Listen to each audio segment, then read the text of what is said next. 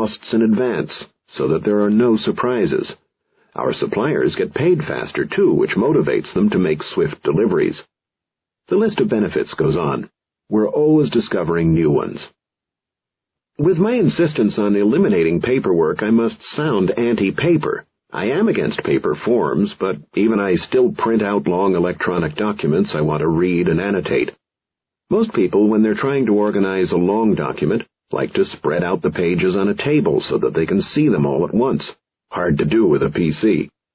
Until we get a breakthrough in flat-screen technology, and furious research is going on at Xerox, the MIT Media Lab, Kent State, Microsoft, and other academic and corporate research sites in the United States and Japan, books and magazines still can't be beat for readability and portability.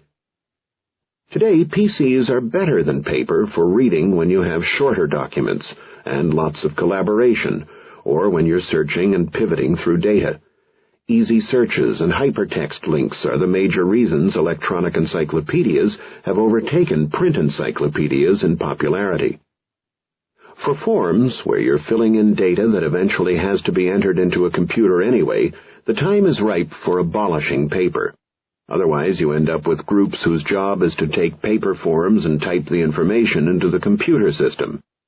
Then you get people who measure their productivity by noting how great it is that their data entry error rate has gone down from 3% to 2%. If you start with electronic forms, you not only eliminate extra work, you also ensure consistency, easy measurement, and proper authorization. When a paper form is confusing, you end up calling somebody or going somewhere to stand in line. On our intranet, every page contains summaries and details of plans, the ability to search, and links to related pages, and to answers to frequently asked questions or facts. A well-thought-out fact feature on a new intranet application can save us 200 or more emails from employees looking for basic information. Since you have no control over the paper that reaches you from outside your organization, your strategy should be to integrate it into your electronic systems. Companies such as Eastman Software and Platinum Software use imaging software to scan documents and integrate them into the digital flow. You can drill down through various levels of detail in cost summaries, all the way to an image of the original paper invoice, and you can index and search for original paper documents and include them in email-based workflow scenarios. While not as good as having data come in digitally, scanning enables you to go all digital internally while waiting for the rest of the world to catch up. While the move from paper to electronic forms is a vital step in the evolution of a modern organization's nervous system, you should use the change to improve important processes central to your business, rather than just streamline what you have. Once in place, a digital nervous system is easy to build on. A good network, a good email system, and easy-to-build web pages are everything you need for eliminating internal paper forms, too. You can add any number of intranet applications easily once this infrastructure is in place. Our internal tools have two goals: to use software to handle routine tasks, eliminating wasted time and energy for our knowledge workers, and to free people to do more difficult work and handle exceptions. Our internal developers use the soft-boiled egg rule. A user must be able to get into and out of an administrative tool within 3 minutes. The metric ensures that we don't automate a process with a clumsy tool. Streamlining administrative and internal business processes is an important way to improve the overall efficiency of your employees. Giving knowledge workers good internal tools also sends them a subtle but important message. Companies talk about rewarding initiative and keeping workers focused on business. When employees see a company eliminate bottlenecks and time-draining routine administrative chores from their workdays, they know that the company values their time and wants them to use it profitably. It's easy to measure when you make your factory workers more efficient.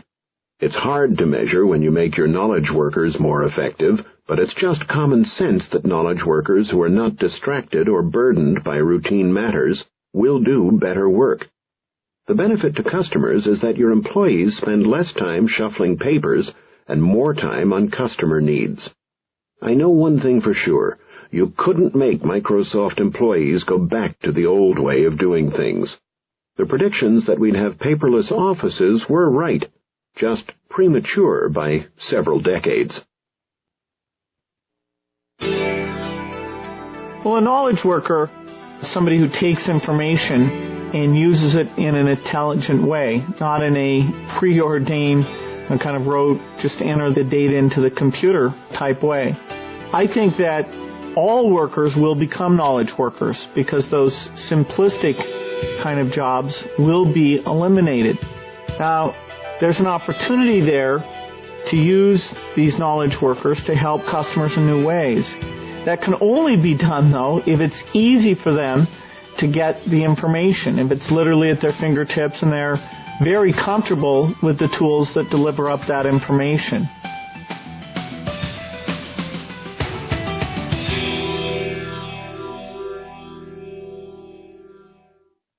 Part 2.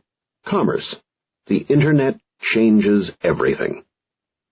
Not too long ago, I had a talk scheduled with the board of directors of a German financial institution. These were experienced business people. The youngest person there was probably 55, and many of them were in their 60s. They'd seen a lot of changes in banking, and beginning with mainframes, they'd lived through a lot of technology changes, too. The bank had not yet, though, embraced the new Internet technologies. On the day of my talk, they'd heard a series of presentations from Microsoft employees about our strategy. When I walked into the briefing center, they were all sitting there with their arms folded across their chests, looking unhappy. "Okay," I said, "what's the problem?" One of them replied, "We think that banking is in the process of changing completely, and we're getting technical presentations from people here at Microsoft, more technical than we're used to." He took off his glasses and rubbed his eyes and said, "This is probably good, although it's making us tired." After a pause, he continued, "It's good that you're just going to make all of your products better, but what's the overall plan? To view you as a long-term vendor, we need you to give us a vision of the future. What are your organizing principles for development?" I went to the whiteboard and began to go down the major changes that I thought were going to occur with technology in the near future. What I'm about to write down are 10 inflection points that I think will fundamentally alter all industries, I told the bankers. I'm going to ask you whether you believe each of them will happen. Never mind for now how quickly. Just tell me whether you believe they're ever going to occur. If you don't believe they will, then you shouldn't change what you're doing with technology. But if you believe they're going to happen, and it's only a matter of time, then you should start to prepare for that change today. I asked, do you believe that in the future people at work will use computers every day for most of their jobs? Do you believe that one day most households will have computers? Do you believe that one day most businesses and most households will have high-speed connections to the World Wide Web? Do you believe email will become as common a method of communication among people in business and homes as the telephone or paper mail is today? Now, if most people have computers and use them every day, I asked, do you believe that most information will start arriving in digital form? Do you think digital appliances will become common, I asked? Do you believe that digital devices for photography, video, TV, and phones will become ubiquitous? Do you expect that other new digital devices will proliferate around the home and be connected to the web? Do you foresee a time, I asked, when notebook computers become computer notebooks? I described what I meant, a computer notebook being a new device that enables you to take notes as you do today with a notepad and lets you carry with you all the personal and professional data you need. Am I wasting your time, I asked. Do you believe these changes are ever going to happen? By now we were beginning to have a dialogue. They had a short conversation among themselves in German. The banker who had spoken before said, "We hired a management consultant, and we've been going through the same discussion at home, and yes, we believe it's going to happen. When it does, it's going to completely change the nature of banking." After another conversation in German, the banker added, "We've decided that inside of 10 years these inflection points will have arrived." To prepare for that change, I told them, You need to make digital information flow pervasive in your organization. I talked briefly about needing to take advantage of existing digital tools they already have for their knowledge workers, about digitally linking their knowledge systems with business operations systems, and ultimately creating a new infrastructure around the PC and Internet technologies. If you do these things, I told them, you'll be prepared for the 3 fundamental business shifts that will occur as the result of all the digital inflection points. 1. Most transactions between business and consumers, business, and consumers and government will become self-service digital transactions. Intermediaries will evolve to add value or perish. 2. Customer service will become the primary value-added function in every business. Human involvement in service will shift from routine, low-value tasks to a high-value personal consultancy on important issues, problems, or desires for the customer. 3. The pace of transactions and the need for more personalized attention to customers will drive companies to adopt digital processes internally if they have not yet adopted them for efficiency reasons. Companies will use a digital nervous system to regularly transform their internal business processes to adapt to an environment that constantly changes because of customer needs and competition. Complex customer service and business problems will require powerful computers on both sides of the relationship, customer and employee. The new relationships will be augmented by various electronic means, such as voice, video, interactive use of the same computer screen, and so on. We'll see a world in which fairly simple personal companion devices proliferate side by side with incredibly powerful, general-purpose PCs that support knowledge work at home or the office. The German Bank Board had a final question for me, which is the question on everyone's mind. What should they do personally to get ready for this new digital world? I left them with these thoughts. Practice hands-on usage. Senior executives should use email and other electronic tools to get familiar with a new way of doing things. They should see what their competitors' Internet sites look like. They should become Internet users and consumers. Buy some books and arrange some travel over the Internet, I told them, and see what it's like. I think every business person needs to get personally involved in using the PC and the Internet, going out and buying some products, seeing the type of homepage their company has, see what their competitors have there. That'll help them to appreciate that whatever constituency they're working with, partners, shareholders, prospective employees, and most importantly, their customers, that this really is a new way of communicating.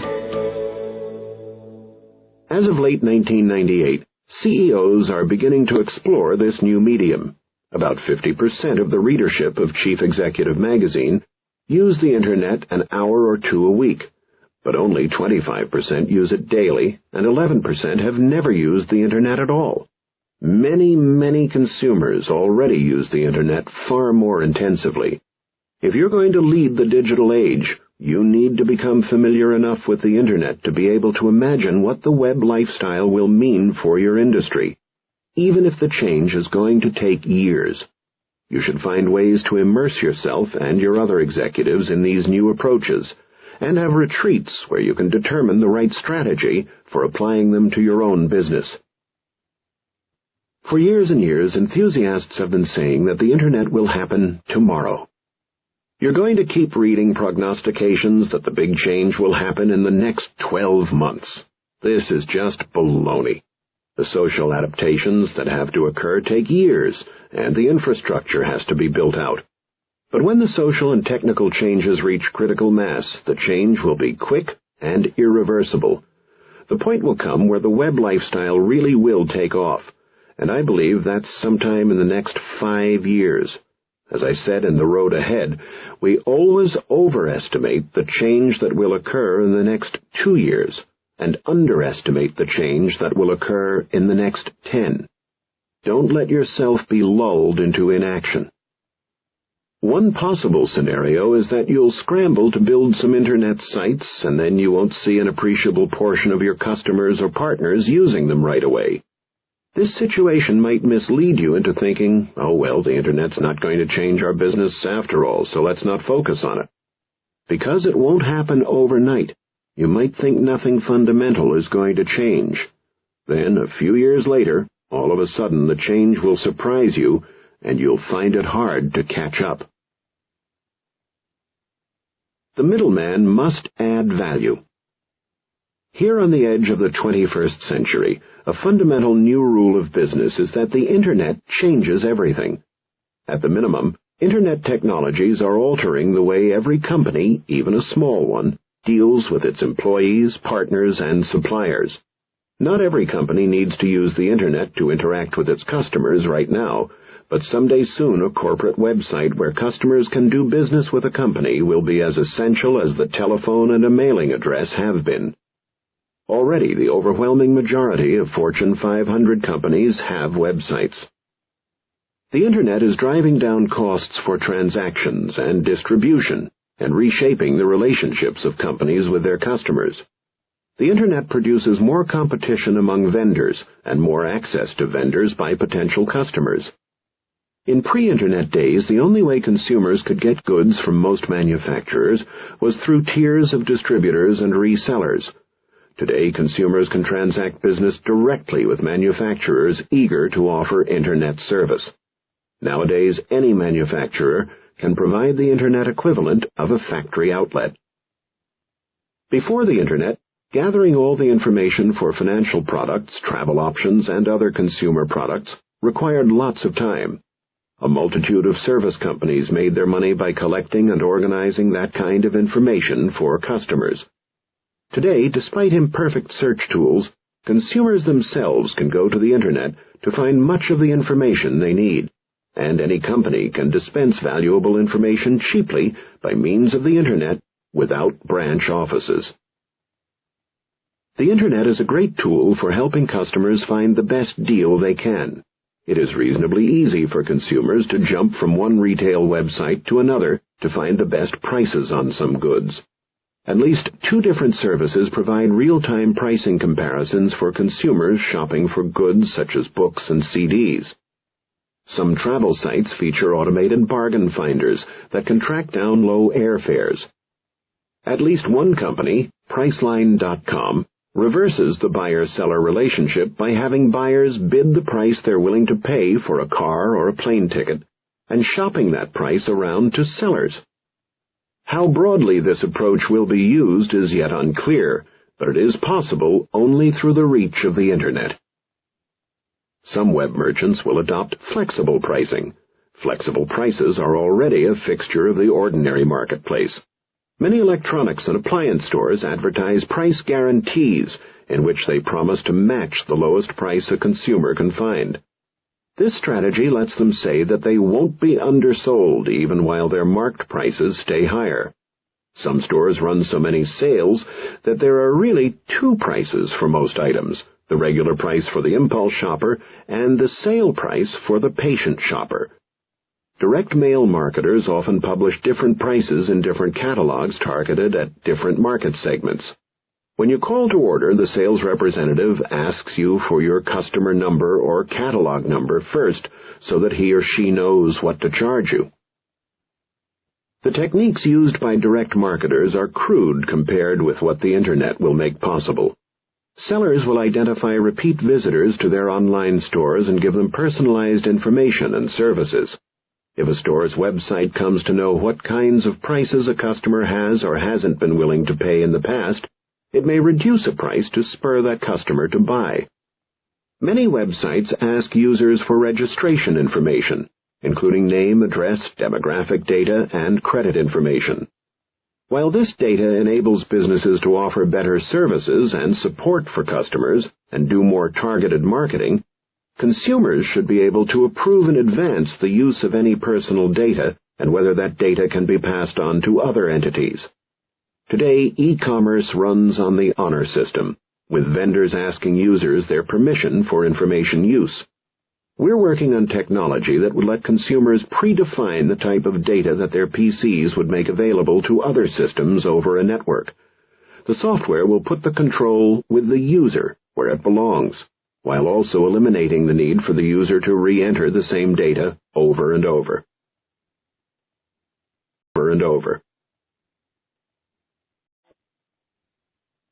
Adding value to transactions. Now that customers can deal directly with manufacturers and service providers, there is little value added in simply transferring goods or information. Various commentators have predicted the death of the middleman. Certainly the value of a pass-through middleman is quickly falling to zero. Travel agents who simply book plane fares will disappear. This kind of high-volume, low-value transaction is perfect for a self-service internet travel reservation site. In the future, travel agents will need to do more than book tickets. They will need to create a total travel adventure. A travel agent who provides highly personalized tours of, say, Italy or the California wine country will still be in great demand. If you're a middleman, the Internet's promise of cheaper prices and faster service can disintermediate you, eliminate your role of assisting the transaction between the producer and the consumer. If the Internet is about to disintermediate you, one tack is to use the Internet to get back into the action. That's what Egghead.com, formerly Egghead, a major retail software chain, did after struggling for several years. Egghead closed all of its physical stores nationwide in 1998 and set up shop exclusively on the Internet. Eliminating brick-and-mortar expenses, though, is only a tactic, not a strategy. Egghead now offers a number of new online programs that take advantage of the Internet, such as electronic auctions for about 50 different categories of hardware and software, and for reconditioned computers. It puts special liquidation prices on systems available on its website and sends out a weekly email hot list with exclusive offers available only to email subscribers. The jury is still out on whether Egghead will thrive and meet the test of this section, which is that the middleman must add value, but the company certainly understands the principle. Every retail store needs to take the Internet into account. The success of the Amazon.com bookstore, which exists only on the Internet, impelled Barnes & Noble to combine its successful physical bookstores with a strong presence in cyberspace, and to team up with Bertelsmann, a leading international media company, in an online joint venture. For service industries, the Internet requires you to be either a high-volume, low-cost provider or a high-touch customer service provider. For the high-volume, low-cost model, you use Internet technology to create a self-service approach. You make a lot of information available to customers, and you drive a lot of traffic and transactions through your Internet site, offering the best price. Because only a few companies in any market will be the high-volume players, most companies will have to find ways to use the Internet not just to reduce costs, but also to deliver new services. E-Trade Securities pioneered the low-cost Internet self-service approach to financial services in 1992. The Forrester Group estimated that there were 3 million online brokerage customers in the United States at the end of 1997, and said that the number could top 14 million within 5 years. By 1998, at least 70 brokerage firms provided self-service online stock trading, and the number was continuing to rise. Online trading accounted for more than 20% of all retail transactions. A few online brokerages, designed for experienced investors and offering no research, charge very little per trade, but most offer a range of research and services in an effort to set themselves apart, and they charge more per trade. These new online financial services create an interesting challenge for the traditional brokerage houses accustomed to providing their services in person or over the phone.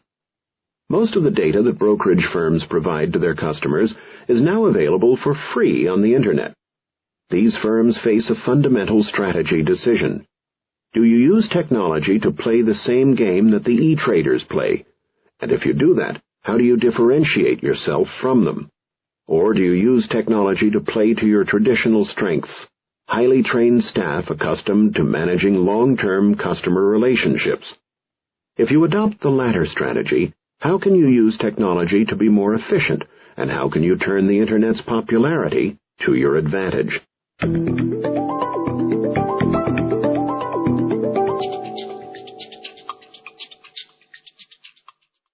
As electronic commerce booms, it's not just middlemen who will find creative ways to use the Internet to strengthen their relationships with customers. The merchants who treat e-commerce as more than a digital cash register will do the best. Sales are the ultimate goal, of course, but the sale itself is only one part of the online customer experience. Some companies will use the Internet to interact with their customers in ways that haven't been possible before, and make the sale part of a sequence of customer services for which the Internet has unique strengths. It's important that customers come away from electronic interactions pleased enough to tell their friends. Word of mouth is the most powerful means by which any product or company builds a reputation, and the Internet is a medium made for word of mouth. If a customer doesn't like a product or the way a vendor has treated him, he's likely to email all of his friends or post a message on a heavily trafficked bulletin board. Today, the primary competition for online stores is physical stores. Physical stores far outdo online stores in sales volumes. Online sales in 1998 were not much more than a rounding error in the world's overall business volume, only 0.5% of the total retail sales of the 7 largest economies. But that percentage will grow radically in the next decade. As e-commerce takes hold, the main competition for Internet sites will no longer be physical stores, but online stores. Rapidly growing categories for online commerce include finance and insurance, travel, online auctions, and computer sales. Today's Internet customers are the technically savvy. Companies such as Cisco Systems, Dell Computer, and Microsoft are now doing billions of dollars each in annual transactions over the Internet. Tomorrow's customers will be the mainstream. Chrysler expects its 1.5% online sales volume to jump to 25% in 4 years. Even the most conservative estimates project an annual growth rate of about 45% for online sales. The highest projections are for more than $1.6 trillion in business by the year 2000. I think this number is too low. In an online variant of the department store bridal registry, Eddie Bauer's online catalog enables a customer to post his name, his size, and a wish list of products he'd like so that his friends and family can buy him gifts he wants. No more wrong sizes or ugly ties. Geffen Records promotes its own artists and artists from associated labels on its website, but it also sells music from other labels. The site cross-promotes T-shirts, other fan-type merchandise, and movies. To build a community, the site offers discussion groups for fans and 24-hour response to email queries. Dell got into e-commerce early, convinced that if you build it, they will come. Dell's objective was to use the flow of information made possible by the Internet to directly touch customers and create a level of customer service that would naturally drive more sales. Dell Computers was one of the first major companies to move to e-commerce. A global computer supplier with more than $18 billion in revenue, Dell began selling its products online in mid-1996. Its online business quickly rose from $1 million a week to $1 million a day. Soon it jumped to $3 million a day, then $5 million. It's still rising. Computer buyers clearly like the friction-free purchasing environment of the web. Now Dell has more than 1.5 million visits a week to its website, and 11% of its overall business is online. Dell intends to grow that portion to more than 50%, perhaps as early as 2000. A lot of Dell's web business is probably new, since revenue on the web is growing significantly faster than Dell's overall revenue, but the company doesn't spend a lot of time worrying about it. Instead, the company just talks about web-enabled revenue, including the way the web supports other sales efforts.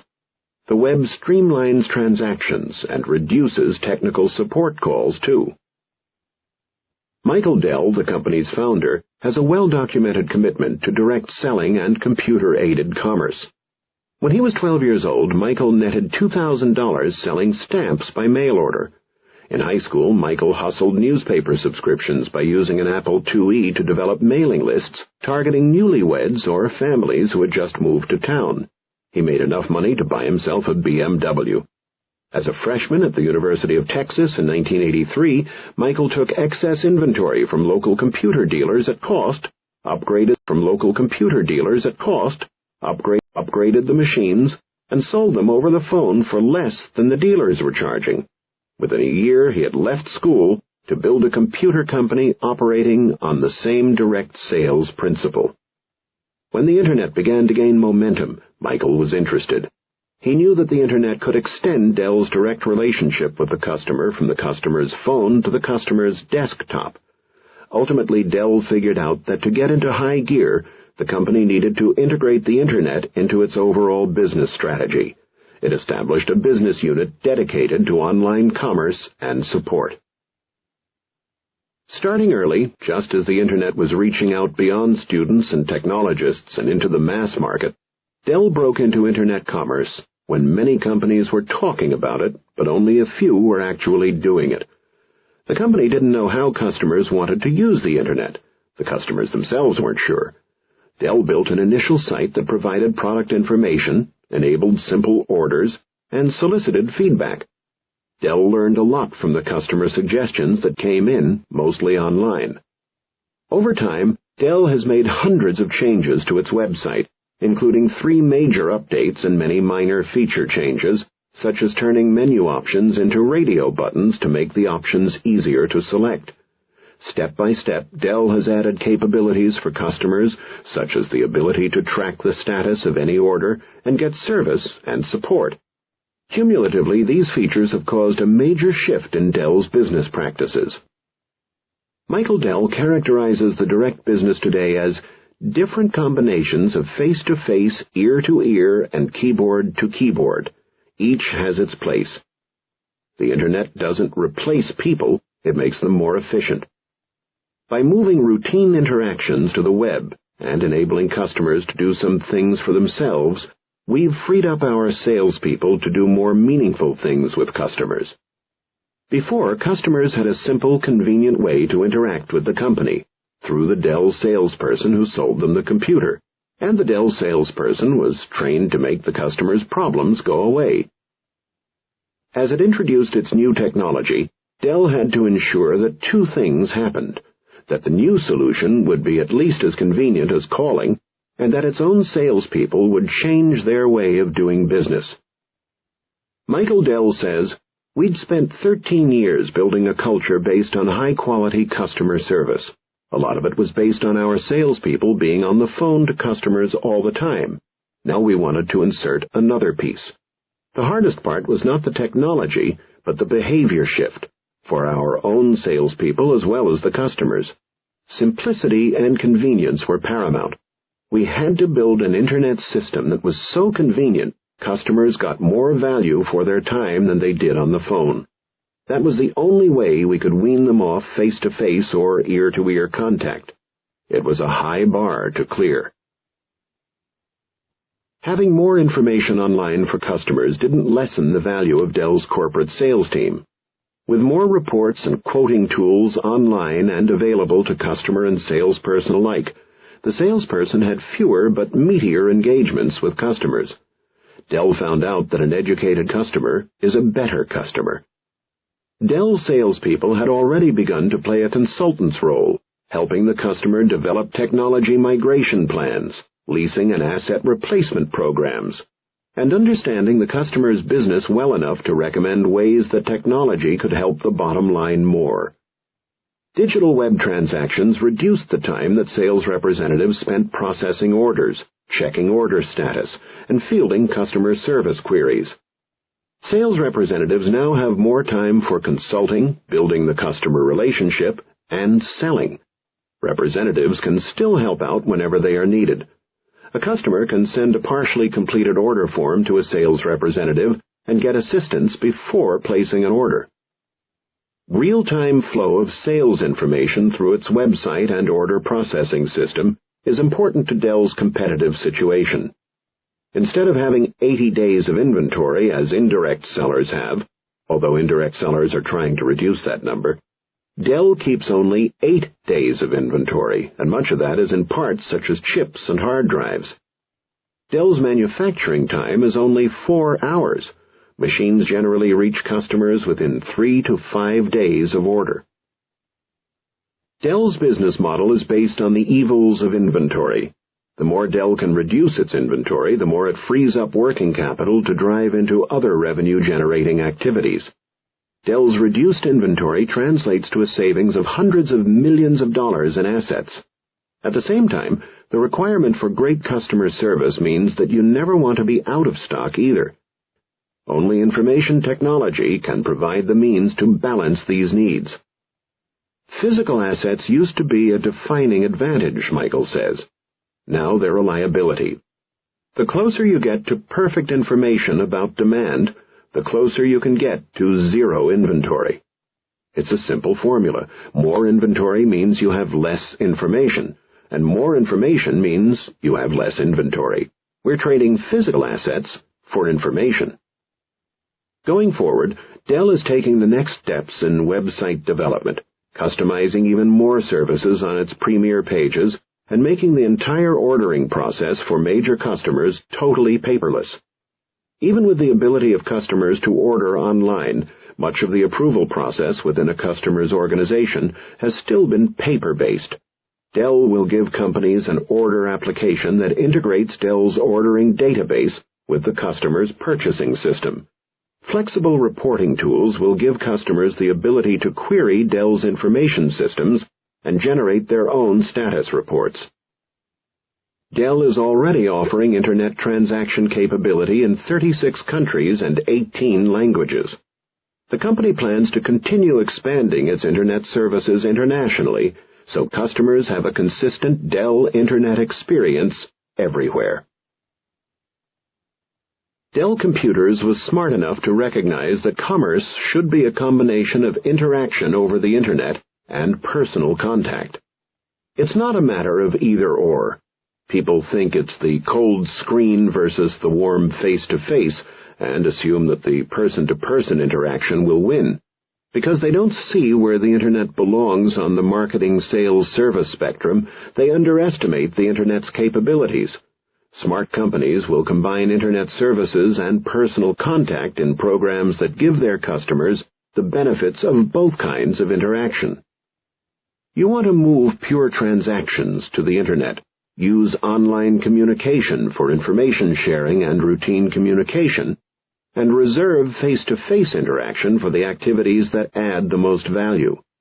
In addition to using the Internet simply to make reservations or place product orders, customers find the Internet the perfect medium for gathering information, assessing product value and price performance, checking order status, diagnosing and solving simple problems, and other relatively straightforward tasks.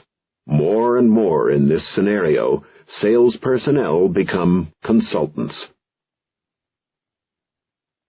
Adopt the web lifestyle.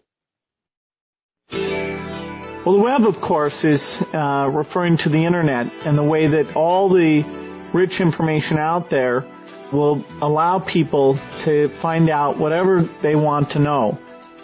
So the web will change the way we work. The web will allow some work to be done from at home. The web will allow people to collaborate and share like never before. And so I think that whole approach to work deserved a term, so I coined that new term, web work style. Web lifestyle is the home equivalent of that, the idea that when you want to plan a trip, you want to stay in touch with relatives who are far away, things like exchanging photos, finding the best prices, being able to select creative gifts, and just using it to communicate, that will become commonplace. Any activity you're going to engage in, whether it's buying or simply planning something, you'll be able to take advantage of the web, and you'll even take it for granted. It won't be as much trouble as it is today. The use of the PC and the Internet at work is grown quite a bit, and companies now are putting the information there.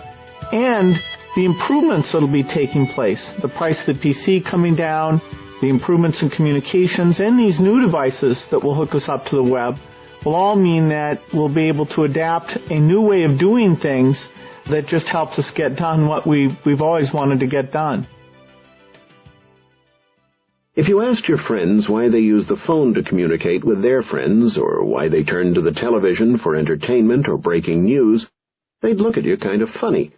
If you asked your friends whether they'd adopted the electricity lifestyle, they'd think you were downright nuts. People in developed countries take their electrical devices for granted. We just use them. But people who are now in their 50s can remember when just a few families had TVs. Our grandparents can remember when much of rural America was without electricity. A few people alive today were born before the widespread use of electricity in cities. The telegraph first connected the far corners of the globe with fast communications a century ago. It's taken more than 100 years for the electricity lifestyle to reshape civilization. Because the Internet is a worldwide communications infrastructure that depends on electricity, you could say that its popular acceptance is an extension of the electricity lifestyle. But the Internet is enabling a new way of life that I call the web lifestyle. The web lifestyle, like the electricity lifestyle, will be characterized by rapid innovations in applications. Because the infrastructure for high-speed connectivity has reached critical mass, it's giving rise to new software and hardware that will reshape people's lives. Intelligent devices such as the PC are becoming more powerful and less expensive. Since they're programmable, they can be used for many different applications. Within a decade, most Americans and many other people around the world will be living the web lifestyle. It will be a reflex for these people to turn to the web to get news, to learn, to be entertained, and to communicate. It will be just as natural as picking up the phone to talk to somebody or ordering something from a catalog is today. The web will be used to pay your bills, manage your finances, communicate with your doctor, and conduct any business. Just as naturally, you'll carry one or more small devices using a wireless connection to stay constantly in touch and conduct electronic business wherever you are. For a lot of people, the web lifestyle is well on its way today. By 1998, more than 60 million Americans were using the web regularly, up from 22 million the year before. By 1998, the average user accessed the web 8 to 9 separate days a month, spending a total of about 3.5 hours a month online. It's exciting to see that people living the web lifestyle are using the Internet to learn and buy in new ways. When the Sojourner landed on Mars in the summer of 1997, NASA's website drew 47 million hits in 4 days from people seeking more detail than they could get from the traditional news media. Whatever you think of the Starr report on President Clinton, the Internet was the only feasible medium for disseminating the 445-page document quickly. 6 to 9 million people viewed it the first weekend after its release.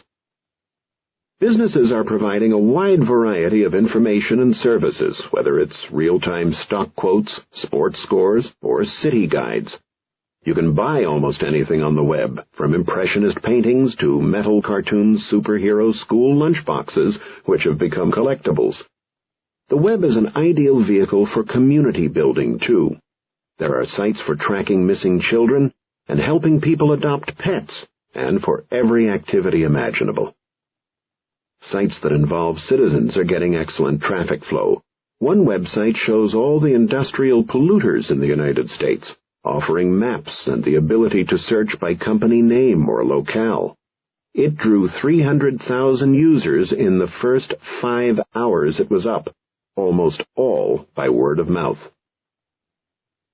A cultural change as substantial as a move to the web lifestyle will be generational to some degree. It's the kids growing up with the new technology and taking it as a given who will show us the full potential. On most U.S. college campuses, the critical mass for a web-ready culture already exists. Personal computer use, high-speed networking, and online communication are widespread. Universities are dispensing with paper forms and registering students for classes over the web. Students can look at their grades and even turn in their homework over the web. Teachers hold online discussion groups. Students email friends and family as naturally as they call them. Students are the ultimate knowledge workers. Their job is to learn and explore and find unexpected relationships between things. The specifics of the academic courses don't matter as much as learning to think and analyze. Students are developing Internet skills that will help them learn throughout their lives. For business, there's an opportunity to learn from the way students use the Internet today to organize and manage their lives. Their approach is a guide to how the general population will use the Internet 10 years from now. The adoption of technology for the web lifestyle is happening faster than the adoption of electricity, cars, TV, and radio. Usage spreads through the workplace exposure to PCs and through friends and relatives. Many people who use PCs at the office install them at home for work and then use them for far more.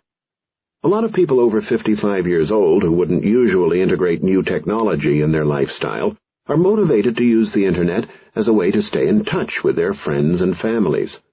A friend of mine recently received email from two distantly related women in their 70s. They were into the Internet to research genealogy. Radical new uses of the Internet that none of us can accurately predict today will reshape the world as fundamentally in the 21st century as the unexpected uses of electricity did in the 20th, and faster. As consumers rapidly move online, one of the most fundamental shifts will be the degree to which consumers will manage their finances, including banking, mortgage, utilities, and credit cards, online. In 1998, only about 1 million of the 15 billion total bills in the United States were paid electronically. Little online customer service was available. In fact, though consumers can pay some bills online, in almost every case they still receive them on paper. As more consumers are able to pay online, the U.S. Commerce Department estimates processing costs will drop more than $20 billion annually. Within a couple of years, electronic bill payment will be offered by most companies, and financial institutions will maintain a single site where customers can go to pay their monthly bills. From your banking web page, you'll click on the icon for your credit card company or department store or utility and go directly to that company's site for your account information. You'll have more information about your bills online than you have on paper today. You'll be able to drill into account and payment history. Rather than having to write a separate letter, you'll click on an email button to ask a question about a bill. Merchants will use your online bill review page to promote additional products and services. Today you have to figure out on paper what bills you want to pay and how much you want to pay on each. In the future, software will enable you to calculate online the effect of various payments on your bank balance. You'll make your payment exactly when it's due. Bill payment systems will integrate with financial management software. By late 1998, about half of all American households had PCs, and about half of those PCs were connected to the web. The percentages are lower in most other countries.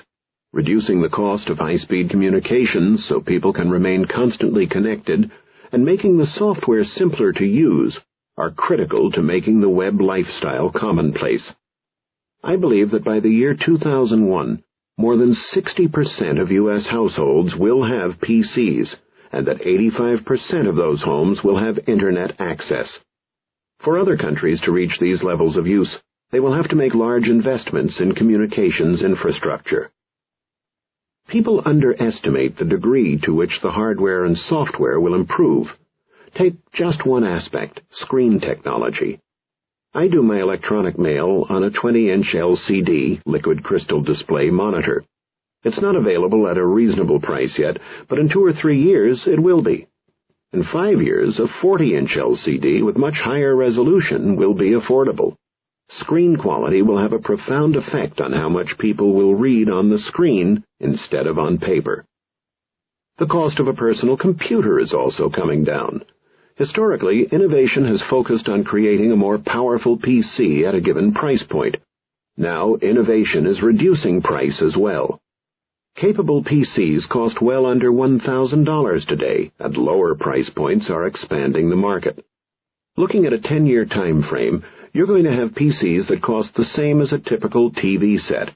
In fact, the distinction between a TV set and a PC will be fuzzy, because even set-top boxes that connect TVs to the cable system will have a processor more powerful than the one we have today in the most expensive PC. Smaller personal companions will become prevalent. These will include the handheld PCs on the market today, new computer tablets, and wallet-sized PCs that will carry identification and enable electronic